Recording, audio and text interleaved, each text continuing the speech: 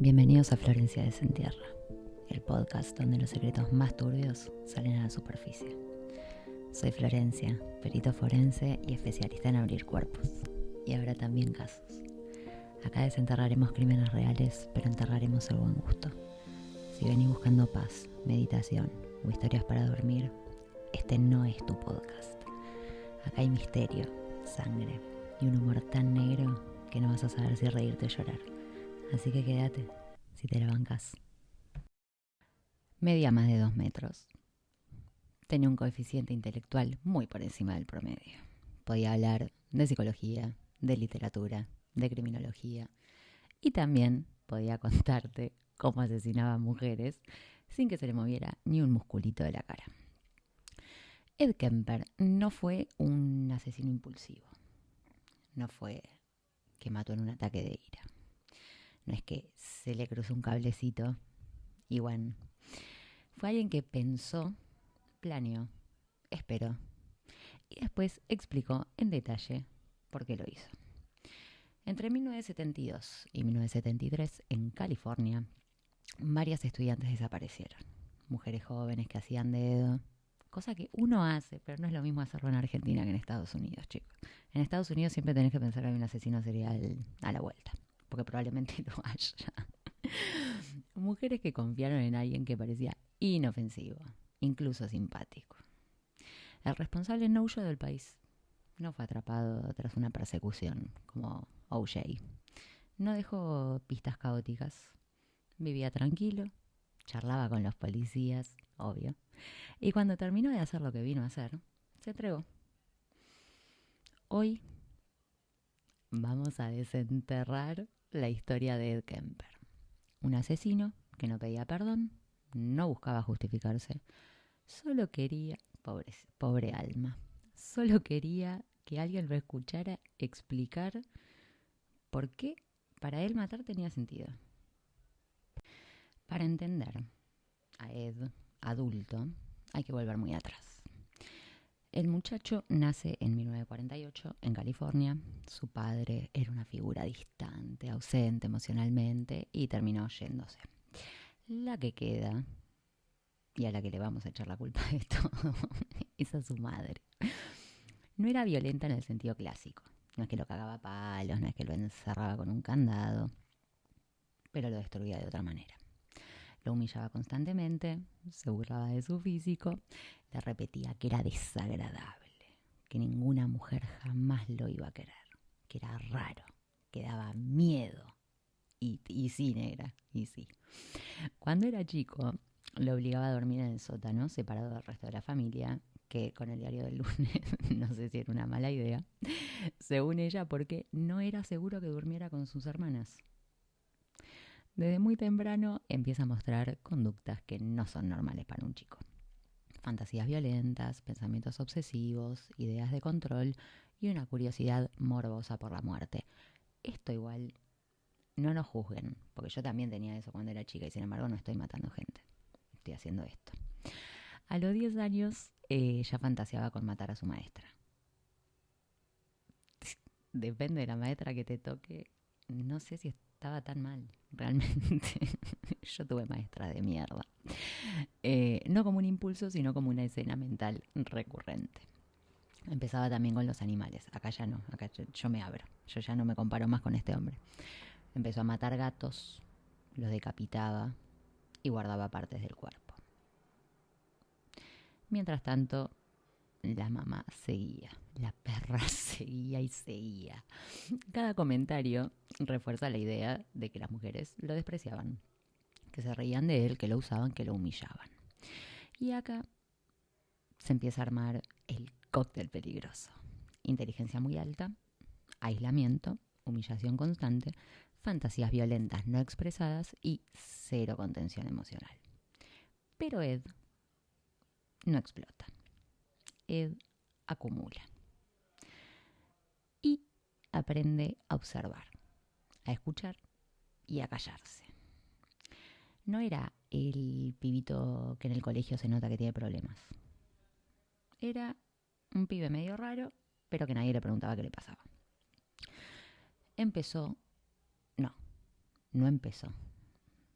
no voy a editar esto porque me da mucha paja. Ed no empezó odiando a mujeres desconocidas. Empezó odiando a una. Y durante años no pudo hacer nada con eso. Durante años. Pero después, ¡ja! Hasta este punto, Ed era solo un chico con fantasías violentas, con pensamientos oscuros, con señales de alarma. Pero todavía no había matado a nadie, salvo a los gatos que decapitaba y se guardaba partes del cuerpo. Eso cambia a los 15 años. Cuando yo empecé a ponerme en pedo, ponele, este tipo empezó a matar gente. Y por gente siempre nos referimos a mujeres. A Ed lo mandan a vivir con sus abuelos a una zona rural de California. La idea era esta: sacarlo de la influencia de su madre y enderezarlo. ¿Funcionó? ¿Funcionó? No. La relación con su abuela. Hay abuelas chotas, ¿no? Obvio.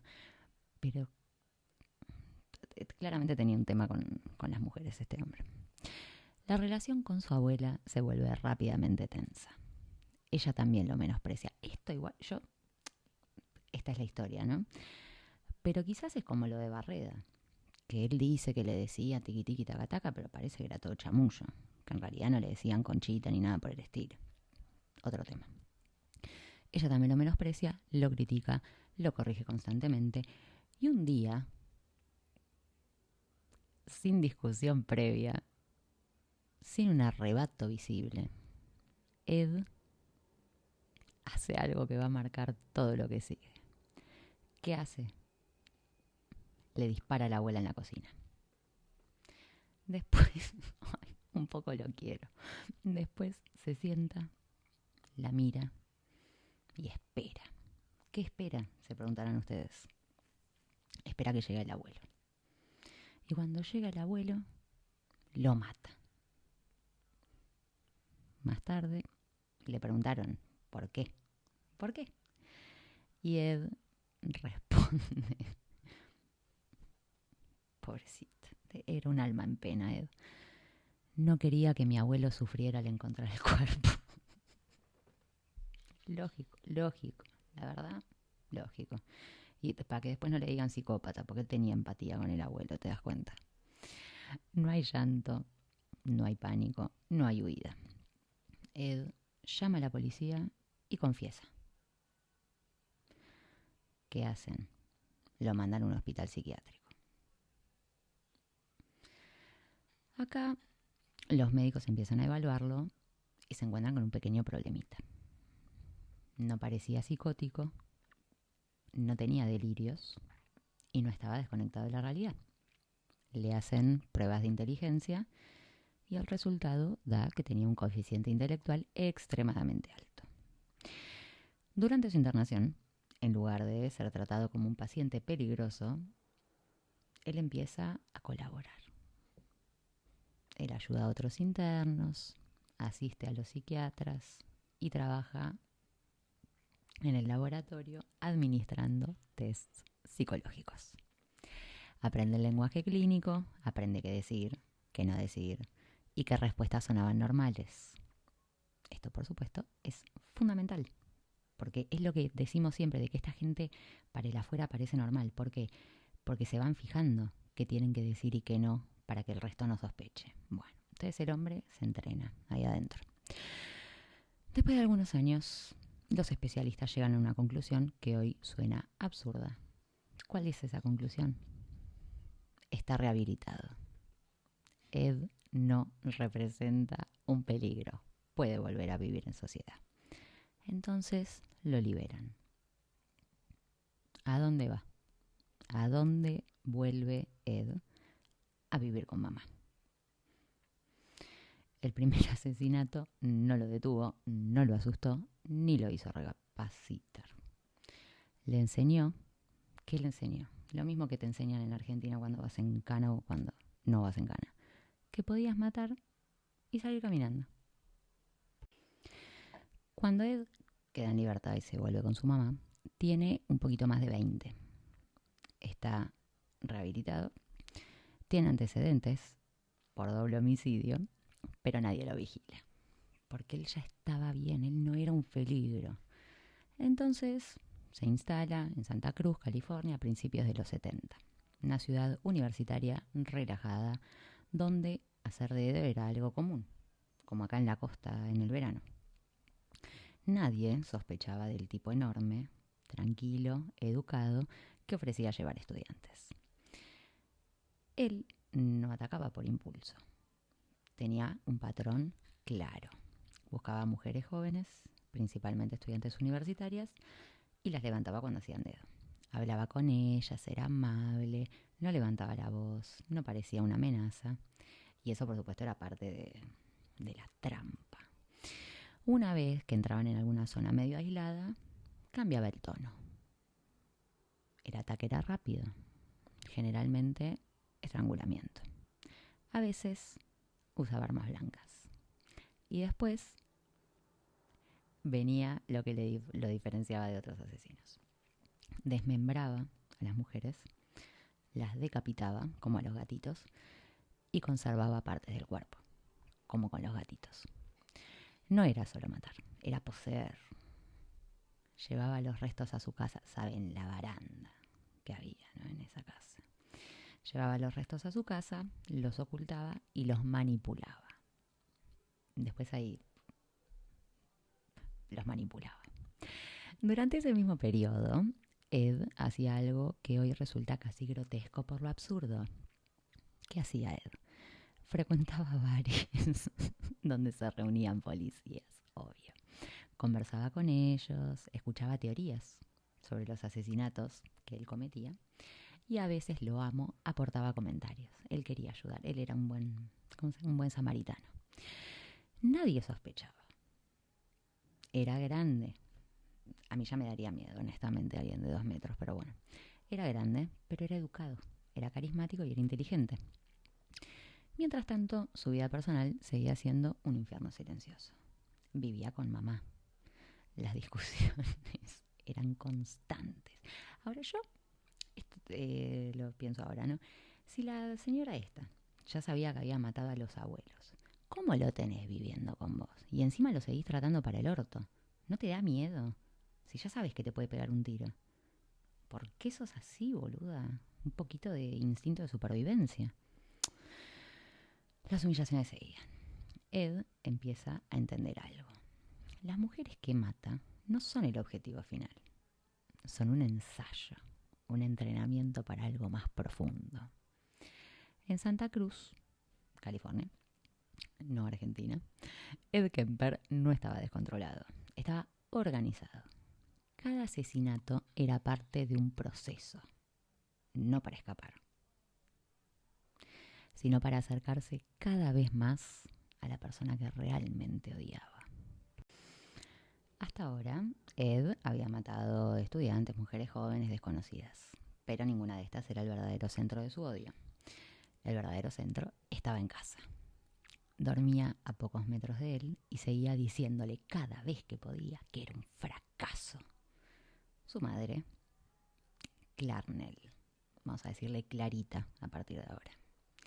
Clarita era una mujer autoritaria, crítica y verbalmente humillante. Lo ridiculizaba, le decía que era torpe, que era desagradable, que ninguna mujer se iba a interesar por él. Y cada vez que Ed intentaba independizarse, que igual a chequear las ganas que tenía de independizarse, ella lo desacreditaba. Lo hacía sentir inútil, bla, bla. No estamos justificando nada, pero para Ed, su madre no era una madre difícil. Era la representación del constante rechazo femenino. Una vez más, nosotras somos unas hijas de puta. Nosotras somos el motor de todos estos hijos de puta. En abril de 1973, después de años de tensión acumulada, algo cambia.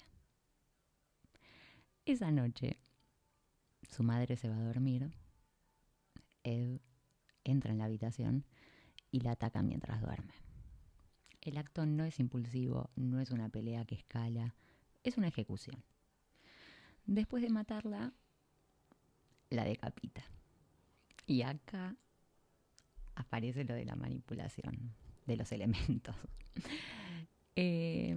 La violencia continúa incluso después de la muerte. Y ustedes se preguntarán, ¿cómo? ¿Qué? ¿Qué hizo? ¿Qué? Pone la cabeza de la mamá en un estante, le habla durante horas, le grita, la insulta, que todo bien, yo entiendo que él tenía mucha bronca adentro, pero ¿por qué no la puteaste cuando estaba viva, negro? Si tan poronga sos. La hubieras cagado a gritos, le hubieras dicho de todo, pero no, cerrabas el culo y ahora que ya la cabeza está separada del cuerpo, te haces el malo y le decís cositas. En sus propias palabras, dichas años después en entrevistas, ese momento fue una descarga acumulada de años de humillación. No era solo rabia, era la necesidad de invertir los roles. La mujer que lo había hecho sentir chiquitito, ridículo, indeseable, ahora era un objeto inmóvil, sin voz, sin poder, sin nada. La violencia sexual posterior no tiene un componente erótico tradicional, tiene un componente simbólico. En términos psicológicos, me gusta como quieren explicar, pero bueno, en términos psicológicos lo que hace es anular la figura materna, degradarla, convertirla en un objeto, quitarle toda autoridad. En un momento, Ed, cuando ya se cansó de gritarle a la cabeza, la usó como blanco para tirarle dardos. Después, sin apuro, se deshace del cuerpo. No contento con esto, mata a una amiga de la mamá que pasa por la casa. ¿Por qué? Se preguntarán ustedes. No puedo dejar testigos, dijo el chabón. Igual, bueno, no sé si spoiler de dentro de un minuto, el chabón después se entregó. O sea, ¿testigos de qué? La mataste porque tuviste ganas. Bueno. Cuando más tarde habla del asesinato, no muestra arrepentimiento, obvio, sino que lo describe como un evento liberador. Dice que recién después de matarla pudo pensar con claridad. La compulsión homicida termina ahí. No hay más fantasías, no hay más necesidad de matar, sacando el pequeño detalle de que mató a la amiga de la mamá, porque el verdadero objetivo nunca fueron las estudiantes, sino que fueron el camino y la madre era el destino. Empieza a manejar, se va de la ciudad y llama a la policía. Al principio no le creen, porque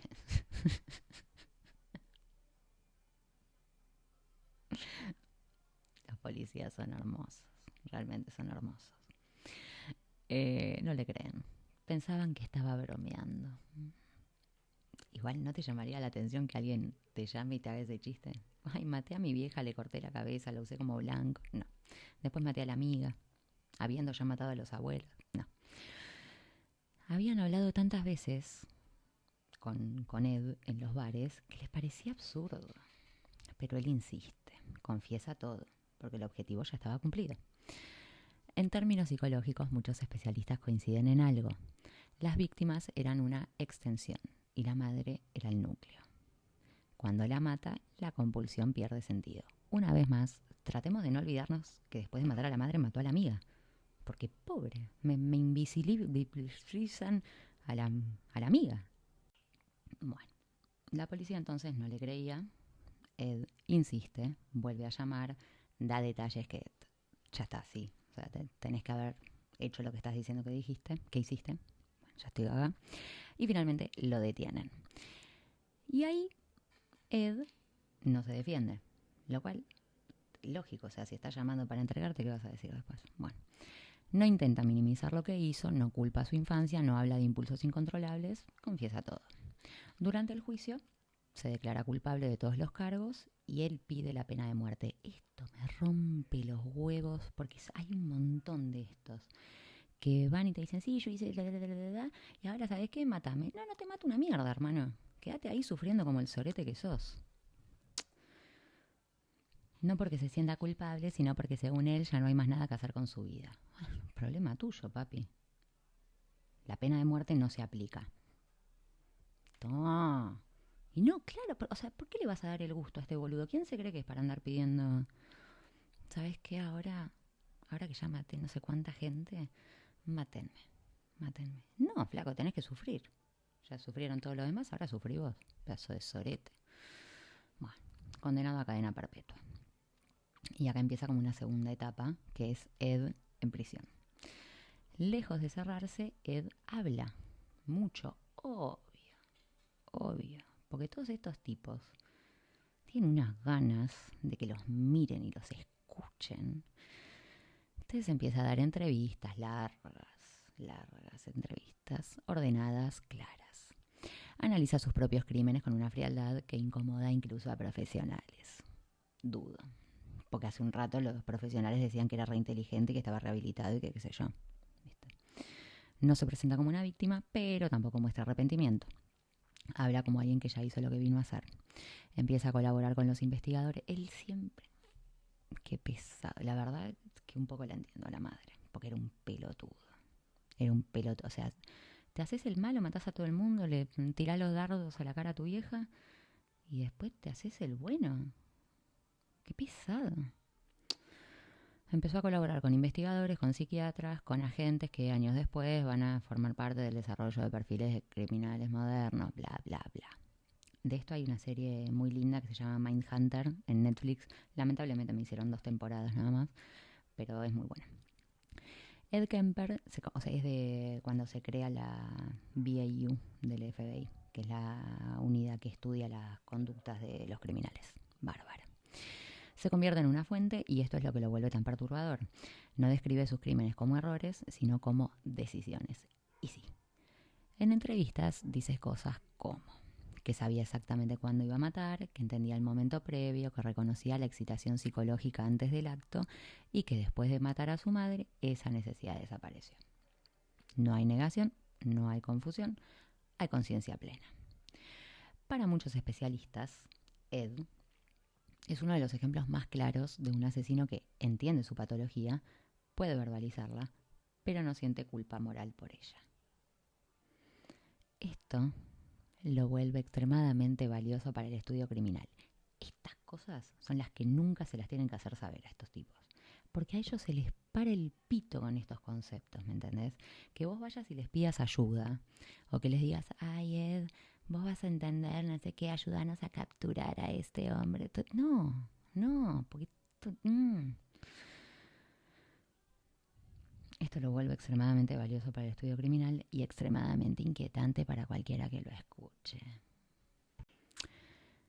Si algo distingue a Ed de otros asesinos es la lucidez. No estamos... Bueno, igual No, está lleno de estos tipos que no estaban en un brote psicótico. El pajero este de Alaska que era panadero también. Bueno, hay conciencia.